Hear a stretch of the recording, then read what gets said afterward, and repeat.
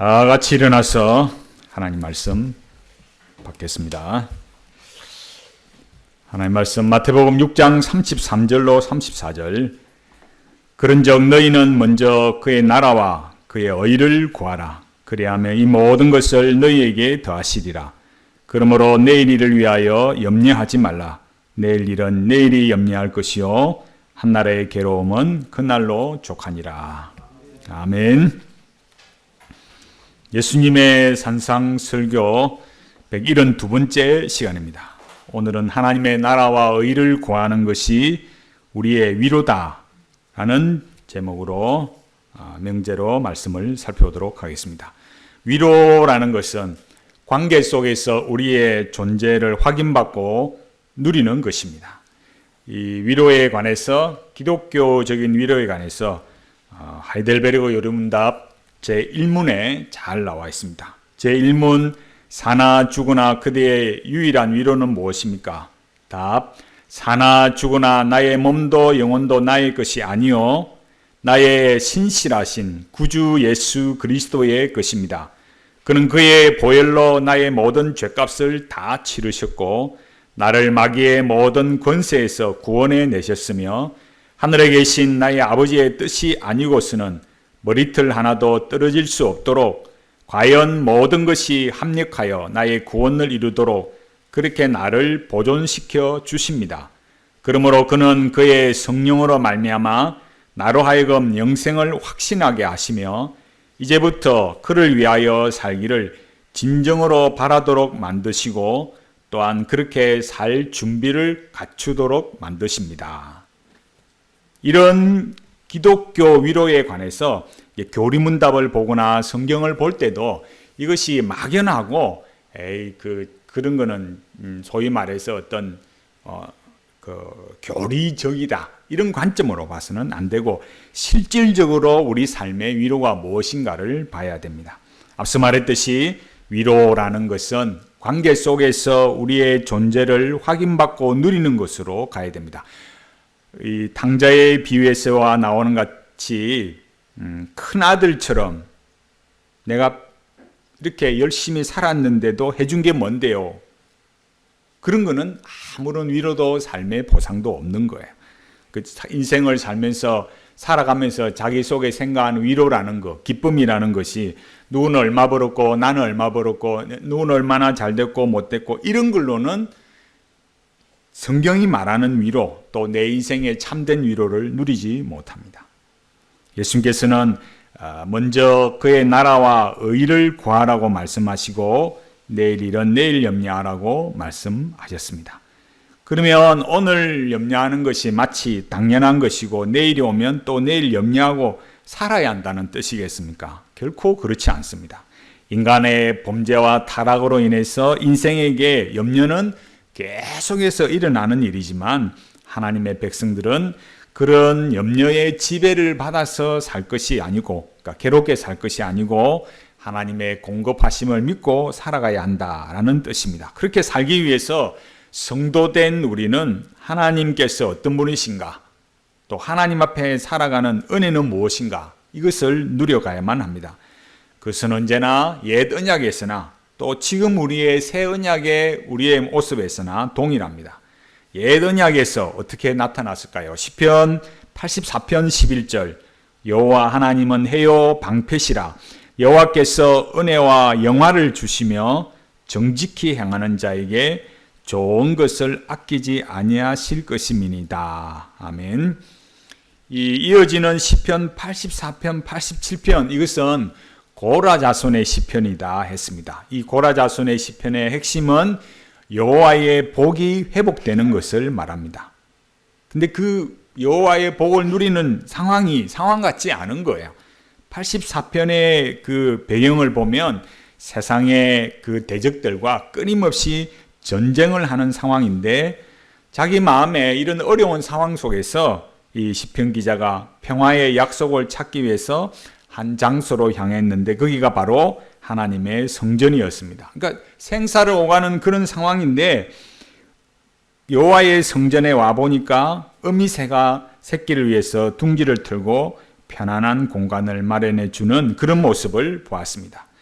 여기에서 그 모습을 보고 나서 그리고 시편 기자는 두 가지를 말했어요. 첫 번째는 하나님 그분이 어떤 분이신가를 말했어요.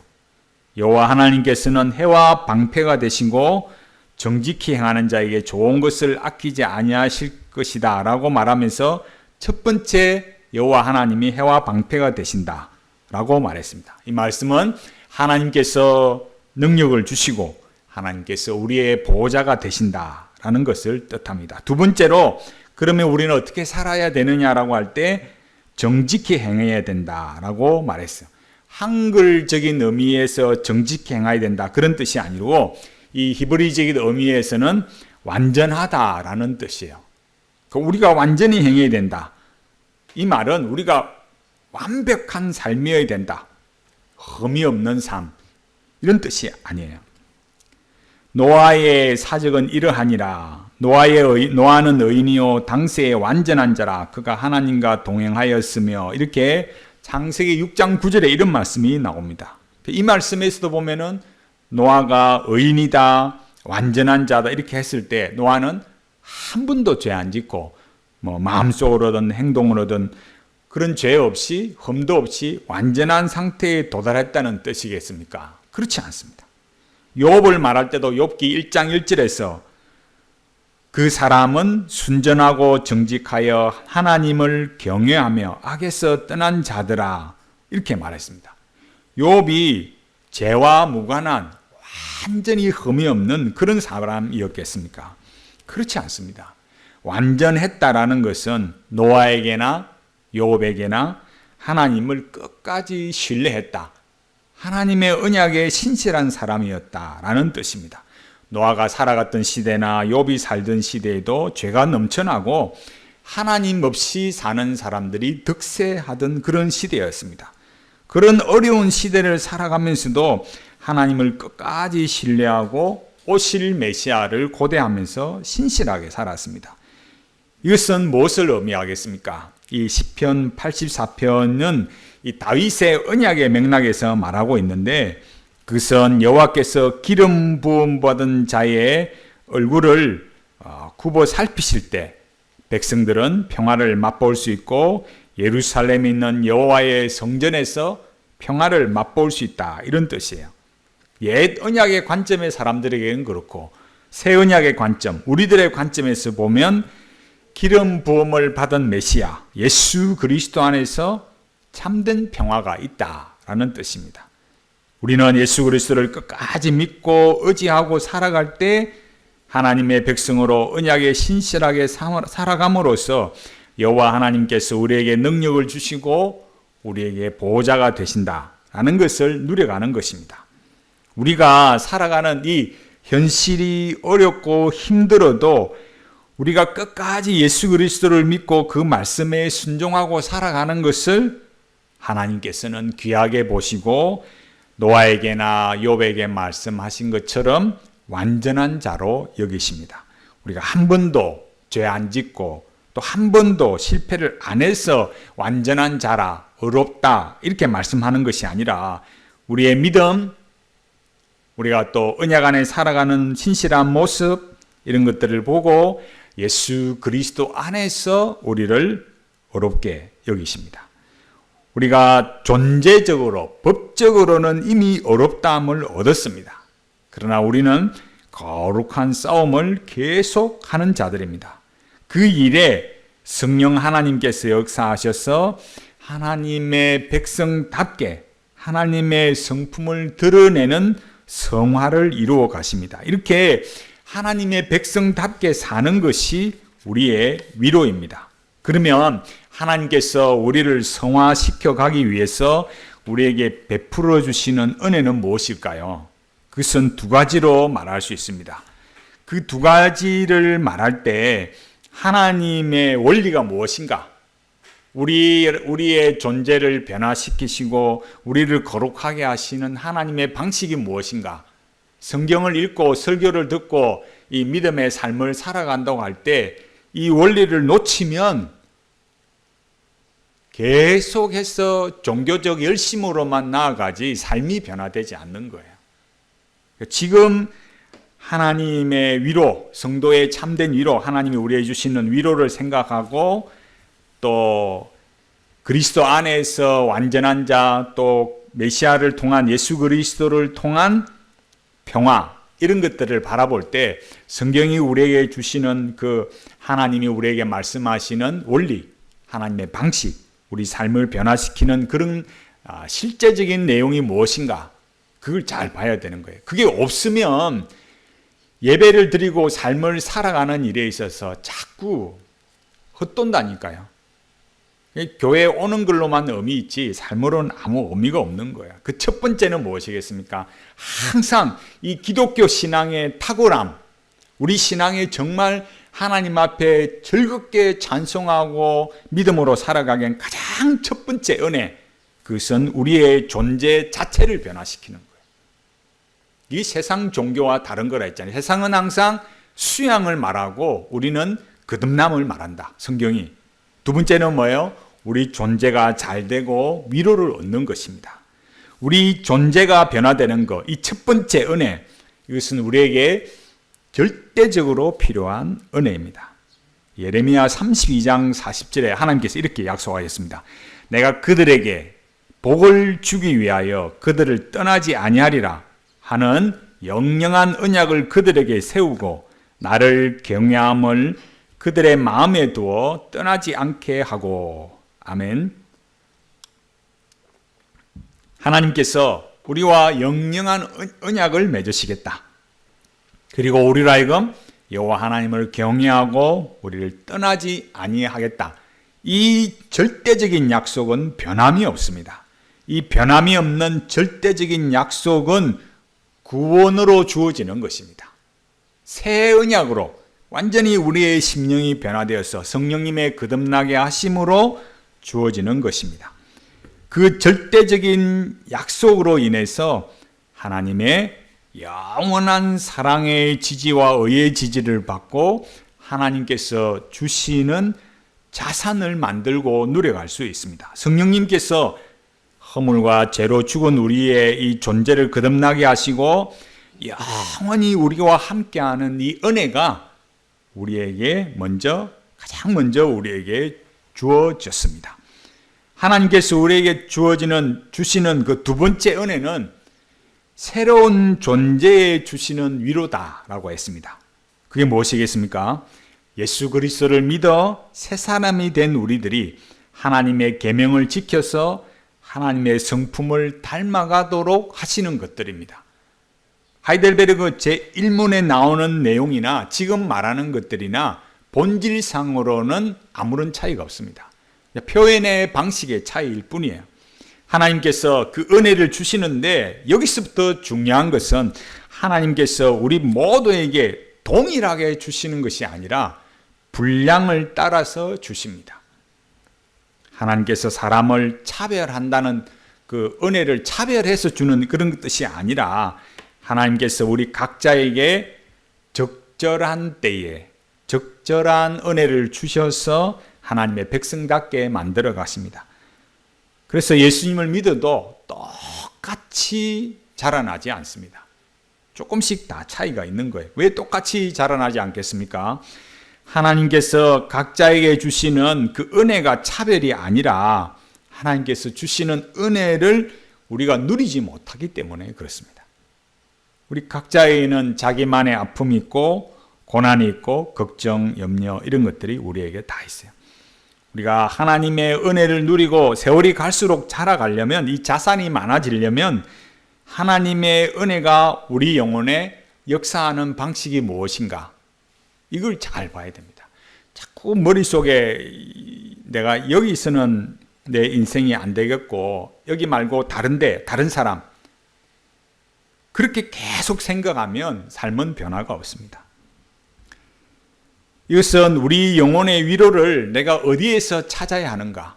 내 삶의 위로라는 것은 다른 말로 보상인데, 그 위로와 보상을 내가 어디에서 찾아야 하는가? 이거를 내 인생에서 똑바로 봐야 되는 겁니다. 우리가 살아가면서 우리의 죄악되고 악한 본성에 만족해서 이 생의 즐거움을 누리는 것으로 내가 기뻐하는가? 아니면 하나님께서 새롭게 하신 이 본성대로 이 믿음의 분량을 따라 내가 주를 기쁘시게 하고 그 하나님의 성품을 닮아서 거룩하게 되는 것으로 내가 살아가고 애쓰고 있는가? 이 두 가지가 나를 지배하는 거예요. 늘 설교 때 말했듯이 이 두 가지가 우리에게는 왔다 갔다 합니다. 어떤 때는 저쪽으로 갔다가 어떤 때는 이쪽으로 오는 거예요. 그걸 우리가 싸워가는 것이 성화의 싸움입니다. 죄와 욕심이 우리 곁에 언제나 있기 때문에 내가 새로운 본성대로 산다. 참 어려운 일입니다. 예수 그리스도의 십자가의 피로 죄사함을 받고 어렵다함을 받은 자임에도 불구하고 우리는 아무도 인생을 쉽게 살아가지 않습니다. 그 쉽지 않은 인생살이 속에서 왜 나만 이렇게 살아야 되나? 아무리 고민해 봐도 답이 안 나옵니다. 그걸 괜히 따져서 누구처럼 성격 분석하고 MBTI든 애니어그램이든 기질 분석을 하든 뭘 그렇게 하든지 그렇게 해봤자 결국 원인을 캐고 들어가면 누구 한 사람 희생양이 돼야 되고 네가 죽든지 내가 살든지 둘 중에 하나 그렇게 돼야 되는 거죠. 문제는 해결이 안 되는 거예요. 그러면 삶의 문제가 해결이 되고 거듭난 성도로서 이 새로운 본성에 일치된 삶을 살아가려면 어떻게 해야 되겠습니까? 나라는 인생에 일어나는 그 한 과정이 하나님의 계획하신 방향으로만 나아가야만 됩니다. 하나님의 계획과 방향이 무엇이겠습니까? 우리 삶에서 하나님의 말씀을 따라 살아가면 어떤 결과가 나타나는가? 이거를 늘 우리 마음에 생각해야 돼요. 히브리서에서 이렇게 말한 히브리서 12장 11절 무릇 징계가 당시에는 즐거워 보이지 않고 슬퍼 보이나 후에 그로 말미암아 연달한 자에게는 의의 평강한 열매를 맺나니. 아멘.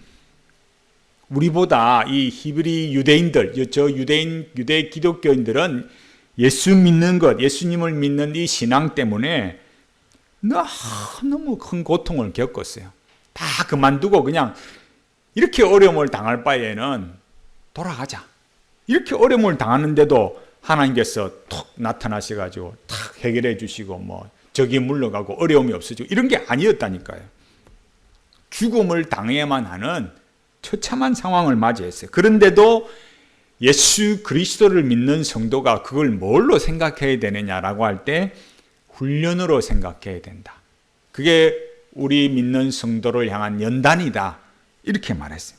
훈련이라는 것이 그때는 어떻다고요? 당할 그때는 즐겁지 않고 슬프다는 거예요. 그런데 자신이 겪는 일을 훈련으로 여기고 믿음을 지켜가는 성도들에게는 의의 평강한 열매를 맺더라. 이렇게 말했어요. 자기 삶에 그런 어려움 속에서 평안히 자기를 지배하고 사는 거예요. 그 내용이 뭡니까? 그런 어려운 상황에서도 거룩하고 경건한 생활을 지켜가는 거예요. 칼빈이 그렇게 말했어요. 이게 뭘 말하겠습니까? 예수 그리스도 안에서 우리의 존재가 더 안정감을 누리고 여유를 가지면서 따뜻한 인격으로 변화되어 간다라는 거예요.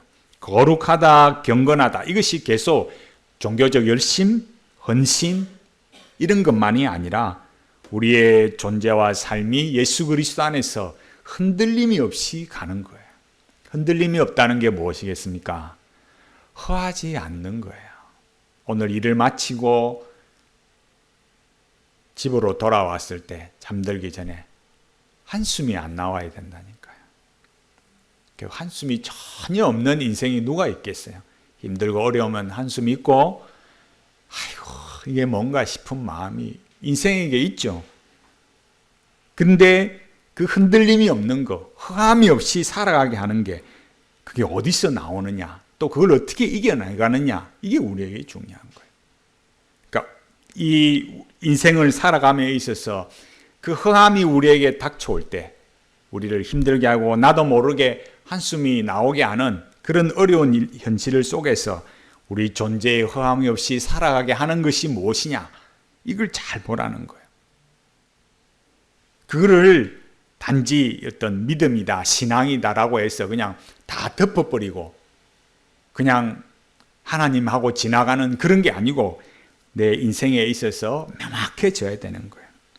그 흔들림 없이 살아가는 거, 그 신앙의 고난 속에서도 예수 그리스도를 붙들고 살아가는 그것이 그 시대 유대 기독교인들이나 우리들에게나 우리 존재와 삶의 참된 위로다라는 걸 말하고 있어요.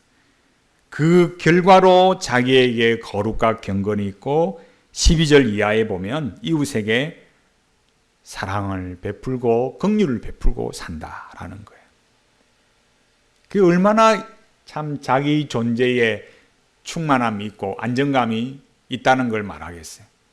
내 한 목숨 견뎌내고 지켜내기도 바쁜데 내가 어떻게 이웃을 돌아봐요? 그게 이 존재의 풍성함, 나라는 이 인생의 든든함, 그게 어디서 온다고요? 예수 그리스도를 통해서 내게 주어지기 때문에 오늘 열심히 일하고 집에 가서 아이고 삶은 막았나 팍 죽어볼까 그런 생각이 안 들게 한다니까요. 성경을 읽거나 설교를 들으나 내 삶과 아무런 관련 없이 종교적으로 생각하면 안 됩니다. 훈련을 말하고 의의 평강한 열매 이런 걸 말하면 도대체 저게 무슨 말이야? 저게 도대체 인생에 뭔 의미가 되나? 그러면 나하고는 나라는 인생하고는 아무런 의미가 없고 변화가 없는 거예요. 설교하는 사람도 막 종교적으로 말하고 설교 듣는 사람도 종교적으로만 이해하니까 예배를 드리기 전이나 후에나 달라질 게 없는 거예요. 삶의 변화가 어떻게 일어납니까? 성경이 말하는 하나님께서 우리에게 말씀하시는 방식, 그 영적인 원리가 뭐냐라는 거예요. 존재가 거듭나야 되고 그 존재가 사랑과 의의 지지를 받아야 변화가 됩니다. 이것이 성경적인 원리예요. 구원과 언약으로 우리에게 주어집니다. 항상 우리는 하나님과의 관계 속에서 나라는 존재가 부요해지는 거예요. 그게 현실에서 어떻게 일어나겠습니까? 변화는 삶에 일어나는 모든 일들을 믿음의 훈련으로 여기고 살아갈 때 일어납니다. 그 믿음의 훈련이라는 거, 날이 갈수록 나라는 존재가 예수 그리스도 안에서 견고해지는 거예요. 더 세지는 거라니까요. 누구처럼 나를 비워라, 내려놓아라 이런 게 아니고 내가 예수 그리스도 안에서 그 사랑과 의의 지지를 받음으로 더 견고해지는 거예요. 오늘 괜히 저 사람 만난 게 아니고 어쩌다가 이런 고생을 하고 사는 것이 아니라는 거예요. 그 사람이나 이 고생이나 나를 하나님의 백성답게 만들어가는 훈련이고 섭니다. 이게 내 심장을 지배해야 돼요. 괜히 저런 거 만나가지고 얼마 밥맛 다 떨어지고 일할 기분도 다 떨어지고 아니라니까요. 오늘 내가 저 사람 만나고 오늘 내가 이런 인생의 과정을 통해서 내가 하나님의 은혜로 거듭났다라는 거, 예수님을 믿은 존재라는 거, 새로운 존재가 되었다는 거, 그래서 내가 어떻게 살아가고 내 삶이 더 어떻게 하나님 앞에 성도답게 거룩하게 살까, 그게 만들어지는 훈련을 하도록 오늘 내 앞에 어떤 사람만 주어진다고요? 기분 좋고 만나면 웃고 싶고 그런 사람만 만나는 게 아니고 에이 저거 그냥 얼마 저 인간만 없으면 우리 동네 좋은 동네 살기 좋은 동네 그런 사람을 또 만나게 한다니까요. 그렇게 살게 하는 것이 살아가는 것이 우리에게 참된 위로입니다. 그래서 어떻게 삽니까? 마음을 다른 데 안 빼앗기는 거죠. 하나님께서 오늘도 내 영혼에 역사하고 계심을 확인받는 거예요. 오직 예수 그리스도를 의지하고 나는 누구와 같이 살리라? 아무리 삶이 힘들어도 노아와 같이 욥과 같이 이 믿음의 경주를 하고 살리라. 그럴 때 하나님께서 우리를 어떻게 여기신다고요? 어렵게 여기시고 완전한 자로 여기신다라는 겁니다. 예수님께서 하나님의 나라와 하나님의 의를 구하라 그렇게 말씀하시면서 그러므로 내일을 염려하지 말라. 내일은 내일 염려할 것이요 한날 괴로움은 그날의 족하니라 고 말씀하시는 이유를 우리가 잘 알아야 하는 겁니다. 예수님께서는 죄로 타락한 세상에서 하나님의 섭리 속에 하나님의 백성으로 살아가는 복을 누리도록 이 염려에 관해서 내일을 위하여 염려하지 말라 그렇게 말씀하셨어요. 핵심은 뭐라고요? 하나님의 나라와 의를 구하는 것입니다. 그렇게 말씀을 들었을 때 아이고 그건 또 뭔가 너무 추상적이고 너무 먼 나라 이웃 나라 이런 이야기가 되면 안 된다라는 거예요. 하나님의 나라와 의를 구하며 살라는 것이 왜 그렇게 살았냐, 왜 말씀대로 안 지켰느냐, 왜 하지 말라는 거 했느냐 이렇게 우리를 힘들게 하는 것이 결코 아닙니다. 하나님 아버지께서 얼마나 우리를 위하시느냐 그걸 아는 거예요. 하나님의 은혜와 복을 누리는 것 그것이 우리 삶에 어떻게 내 삶에는 저 사람의 인생과 나의 삶에는 이 다른 이 차이들 통해서 내가 누려가는 거예요. 그래서 우리에게 알려주는 것이 이런 거예요. 그것은 복의 기준이 위로의 기준입니다. 복의 기준이 위로의 기준입니다. 오늘 무엇을 먹고 내일은 무엇을 입을까 그리고 살 것인가 이걸 복을 기준으로 삼으면 우리의 기준은 언제나 먹고 사는 것 거기에 가 있는 거예요. 예수 그리스도 안에서 주시는 그 은택들을 누려가는 것이 나의 복의 기준이다. 그것이 나의 위로의 기준이다. 이렇게 되어야 됩니다. 이 말씀을 들으면 아이고 목사님 그거야 배부른 사람들이 하는 소리죠. 그래서는 안 됩니다. 가난하든 부하든 있든 없든 어느 자리에 있든지 늘 우리의 이 마음을 지배하는 것 하나님 그분이 어떤 분이신가? 예수 그리스도의 십자가의 은혜가 무엇인가? 성령님께서 우리에게 어떻게 역사하시는가? 이것을 알아가는 것이 우리 존재를 부욕해 하고 우리 삶을 변화시켜 갑니다. 이것이 우리에게 복이고 우리에게 위로가 됩니다. 세상이 뭐라 합니까? 세상이 맨날 외치는 거 주체, 주인이 되라. 네 하고 싶은 거 해라. 네 잠재성을, 네 가능성을 개발해라. 그렇게 말해요. 그런데 아무리 그렇게 말해도 허탈해지니까 이 존재의 허함, 나라는 인간이 뭔가 열심히 일하고 돌아서서 허하고 잠이 안 온다 이거예요. 왜 잠이 안 오는지 자기도 몰라요. 자기 존재를 나라는 인간이 누군지 그 존재를 살리고 의미 있게 할 수가 없으니까 갈수록 허탈해지는 거예요. 결국 뭐합니까? 초월로 가는 거예요. 명상하고 돌을 닦는 거죠. 그 외에는 자기를 이겨낼 길이 없는 거예요.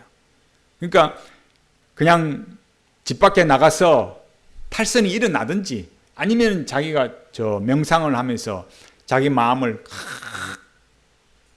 붙잡아서 그 명상을 통해서 영원성, 이터니티를 공급을 받고 살아야 자기를 이겨내는 거예요. 안 그러면 이겨낼 재간이 없는 거예요.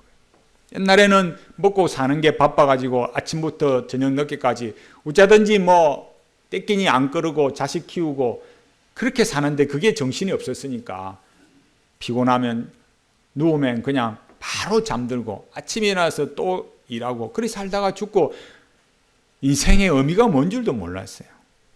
이제 이렇게 인생이 좁게 살만해지니까 오히려 어떻다고요?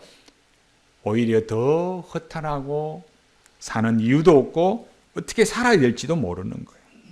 예수 믿는 사람들도 이게 지금 하나님의 이 우리에게 주시는 삶에 주시는 위로와 내용이 무엇인가, 이 존재의 변화, 존재에 주시는 위로 이런 거를 명확하게 모르니까 이걸 섞어버리는 거예요.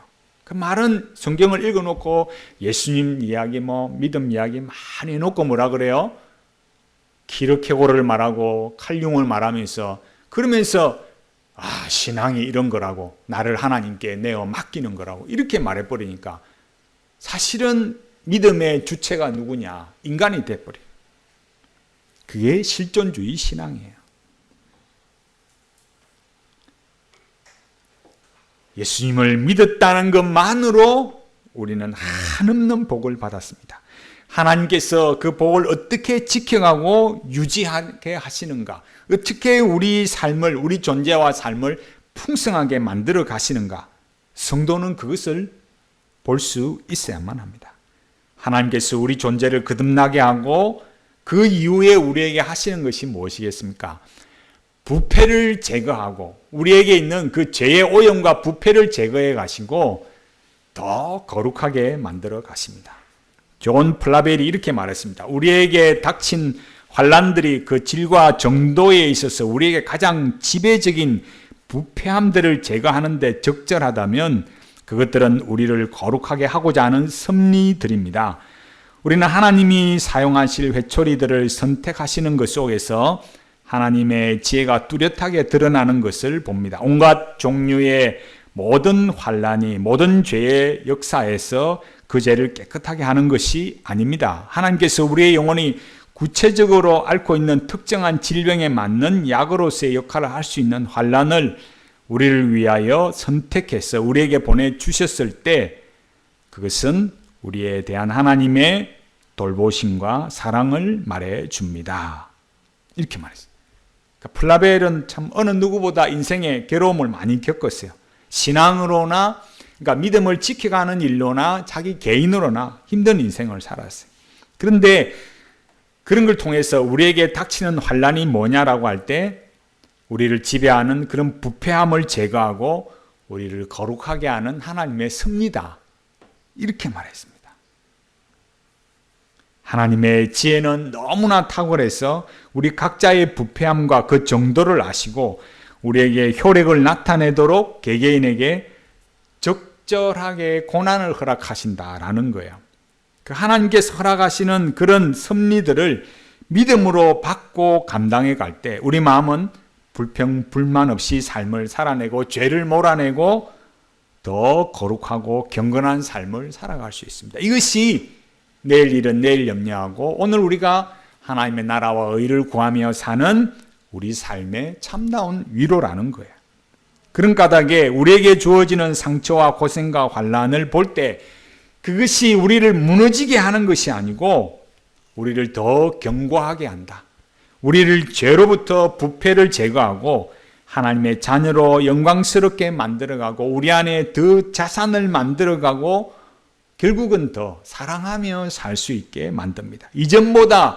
내가 이전보다 지금 어려움을 겪고 지금 아픔과 눈물을 겪고 내 가정의 자녀에게 인생의 어려움을 겪고 살아가는데 그러나 지금 이런 어려움 속에서도 내가 더 이전보다 어떻게 더 사랑할 수 있느냐. 남들이 볼 때 야야 나한테 신경 쓰지 말고 니나 신경 써라.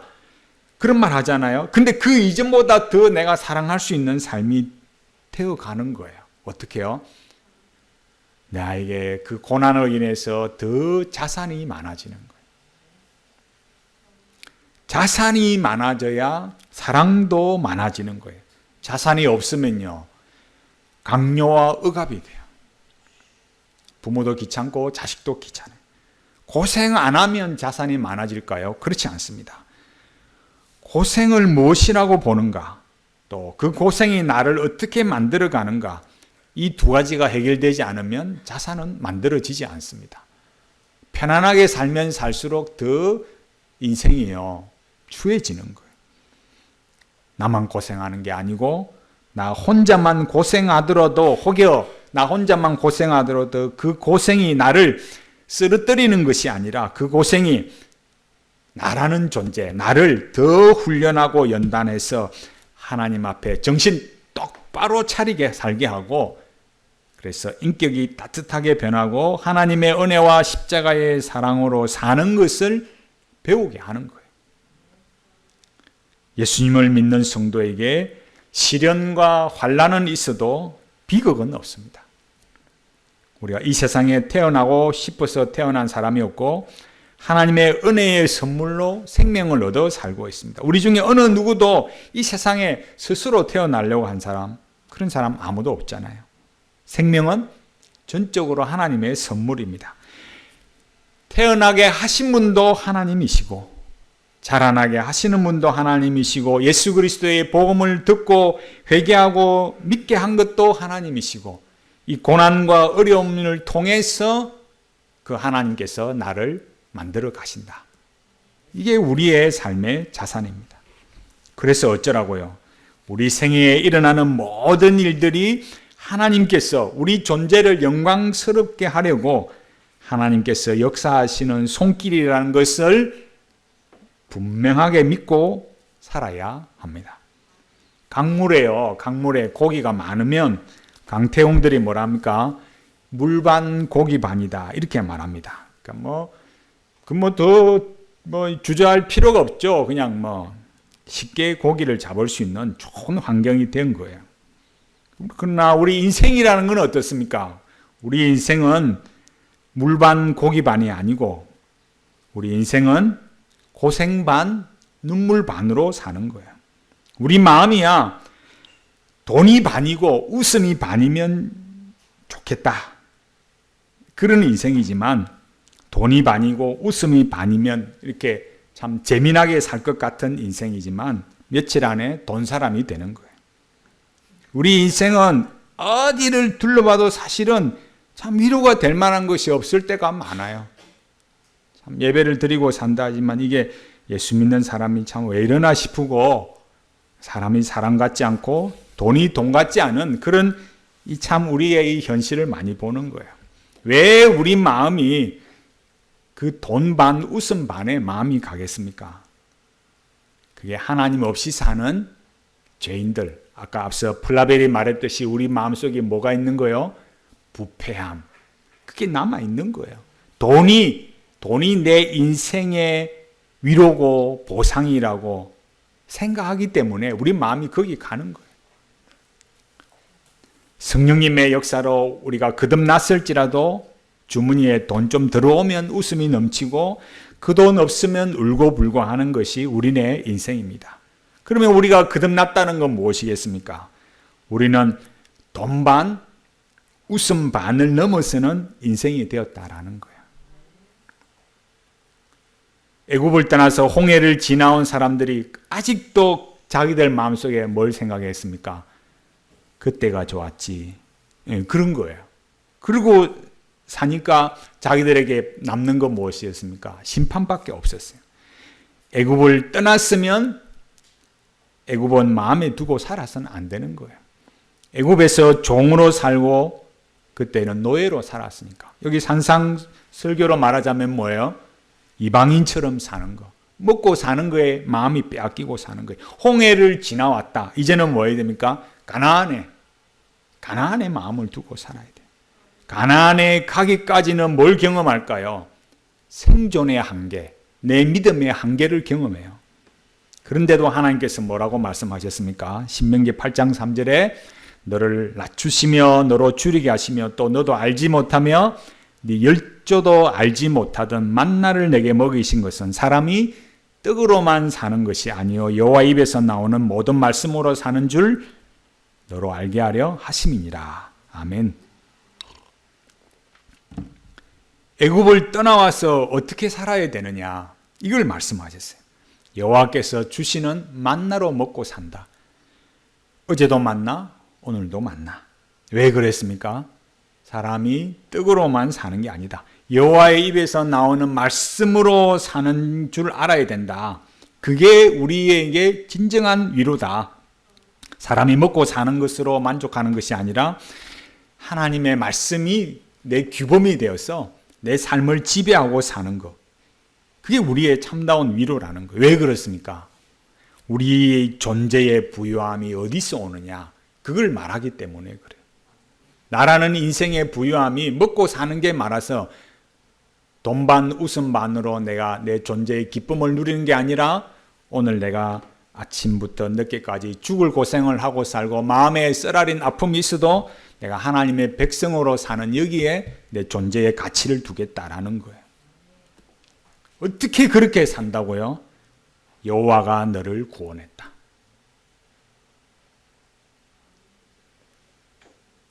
여호와가 너의 하나님이다. 너는 하나님의 백성이다. 이 거룩한 구원과 언약 앞에 그 부르심 앞에 덜덜 떨고 사는 것. 그거 외에는 길이 없는 거예요.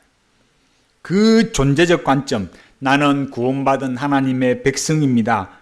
여호와는 나의 주십니다. 나는 하나님의 백성입니다. 그 관계 속에서 자기 존재를 확인받는 그 위로, 그 참된 위로, 그 존재적 관점 때문에 오늘도 만나 먹고 살고 내일도 만나 먹고 살아도 하나님 말씀의 지배를 받아 사는 것을 기뻐하는 거예요. 구원받았다라는 것으로 전부가 아니라 뭘로요? 그 구원받은 존재가 하나님의 규범의 지배를 받는 거예요. 우리를 지배하는 부정적인 의미와 통일성, 뭘로요? 나도 모르게 한숨 나오게 하는 거. 이리 살면 뭐해? 이리 고생하면 누가 알아줘? 이 속에서 찌꺼기 나오는 거, 이걸 자꾸 없애가야 되는 거예요. 그래서 종이 아니라 자유자로 살고 노예가 아니라 아들로 사는 걸 배우는 거예요. 문제는 무엇이겠습니까? 자유자는 자유자이고 아들은 아들인데 자유자답지 않고 아들답지 않은 게 자꾸 이 속에서 들어온 게 나온다 이거예요. 그래서 하는 말이 뭡니까? 인생이 힘드니까 큰아들처럼 뭐라고요? 해준 게 뭐인데요? 왜 허구한 날 만나밖에 없습니까? 왜 모세만 지도자입니까? 나도 좀 짝대기 잡아봅시다. 나도 마이크 좀 잡아봅시다. 뭐 하려고 언제까지 이리 살아야 됩니까? 뭐 가나안에 가면 뭐 달라지겠습니까? 그렇게 입만 열면 뭐 하고 싶어요? 반역하고 싶고 불평불만하고 싶은 게 이 속에서 올라오는 게 그게 죄라고요.